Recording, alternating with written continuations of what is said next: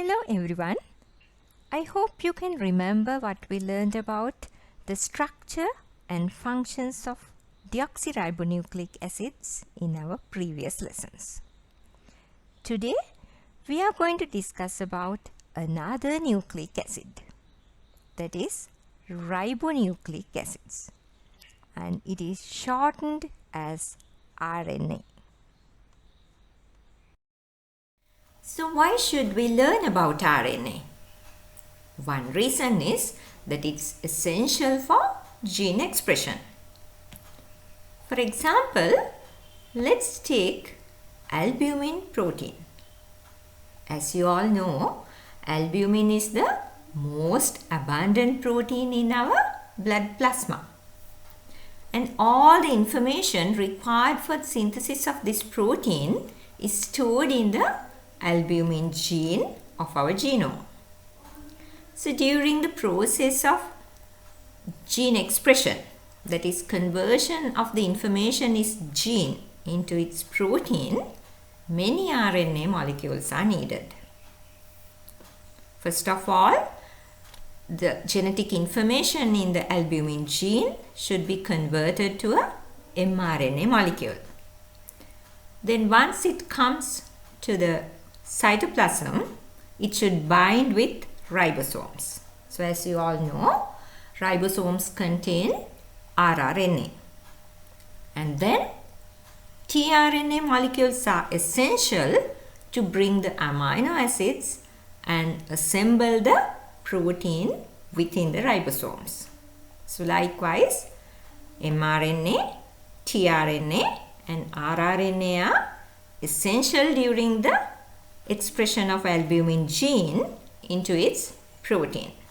So in addition, there are many small RNA molecules which will involve in various steps of this gene expression. Another reason for learning about RNA is that we can use RNA for diagnosis of diseases. For example, we can diagnose oral cancer by analyzing the salivary transcriptome. So what is a transcriptome? It's the entire set of RNA expressed in a particular cell type or found in a body fluid. Transcriptome of a hepatocyte means all the RNA expressed in a hepatocyte. So as you all know, albumin gene is found in all our body cells. But it is expressed only in the hepatocytes. Therefore, if we take the transcriptome of a normal hepatocyte, we are 100% sure that the albumin mRNA is found in it. But if we take the transcriptome of any other cell type of our body, once again we are 100% sure that none of them contain the albumin mRNA, because the transcriptome is specific for a particular cell type. Then what is the transcriptome of saliva? It's all the RNA coming to saliva from sloughed off epithelial cells lining the salivary glands or the oral cavity. When we look at a cancer cell, we know that they are abnormal and therefore they have activated oncogenes. And these cells will express oncogenes in addition to the normal set of genes. So those cells will contain oncogene RNA as well. So if we analyze the transcriptome in the saliva of an oral cancer patient, the patient will have oncogenic RNA in his saliva in addition to the normal types of RNA generally found in it. That is how we can use the salivary transcriptome analysis for diagnosis of oral cancer. Then, RNA is important to determine the virulence of RNA viruses. For example, this RNA molecule within the COVID-19 virus will determine the structure of all these proteins, which will ultimately decide how the virus is going to enter our cells, how it's going to destroy our cells, and how it's going to kill our cells. Well, now you know how important RNA for our cells as well as for RNA viruses, and also how we can use RNA for diagnosis and treatment of diseases. Now let's see the location of RNA in human cells and the structure and organization of RNA in our cells, and types and functions of RNA, and finally organization of RNA in RNA viruses. First of all, let's look at the location of RNA in a human cell. RNA can be found in the nucleus, mitochondria, and also in the cytoplasm. Now, let's look at the structure of RNA. Just like DNA, RNA also are polynucleotides. But as the name implies, RNA are polymers of ribonucleotides. If we compare the structure of RNA with the structure of DNA, DNA are generally double helixes. RNA are single-stranded molecules. Then if we look at the sugar molecules in DNA, they are always deoxyribose.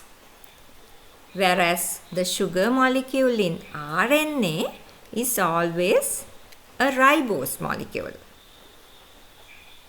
The nitrogenous bases in DNA are adenine, guanine, cytosine, and thymine. RNA also have these three nitrogenous bases, but instead of thymine, RNA has uracil. Even though RNA molecules are single-stranded, they can acquire very complex three-dimensional structures due to intra-chain hydrogen bonds. For example, if we look at a tRNA molecule, which is responsible for carrying amino acids to the ribosomes for protein synthesis, it has acquired a very complex three-dimensional structure due to intra-chain hydrogen bonds. So what are the different types of RNA in our cells? Basically, there are three types of major RNA molecules: messenger RNA, ribosomal RNA, and transfer RNA. In addition, there are several types of small RNA molecules such as small nucleolar RNA, microRNA, and small interfering RNA. All these RNA molecules are essential for the process of gene expression. Now, let's look at the functions of these RNA molecules. Messenger RNA carry the genetic information for protein synthesis from genes to ribosomes. These genes can be found within the nucleus or mitochondria. Then transfer RNA carry amino acids to ribosomes during protein synthesis. Ribosomal RNA can function as structural components of ribosomes, and they can also act as enzymes during protein synthesis. During protein synthesis, they catalyze the peptide bond formation. Generally, RNA molecules with an enzymatic function are called ribozymes. So, ribosomal RNA is a ribozyme.